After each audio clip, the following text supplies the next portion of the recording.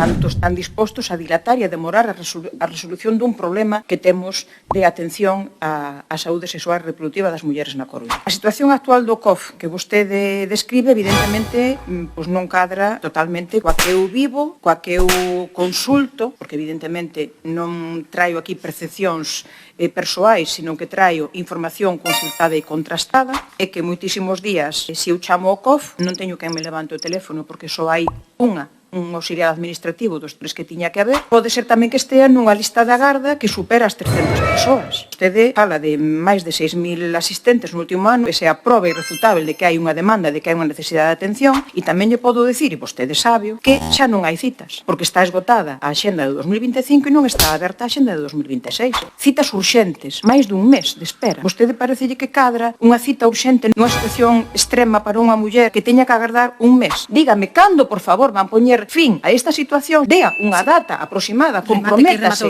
a cando imos ter ese convenio para poñerlle fin. Eu tiven mellor atención na saúde sexual e reproductiva neste COF da que poden ter as miñas fillas hoxe en día.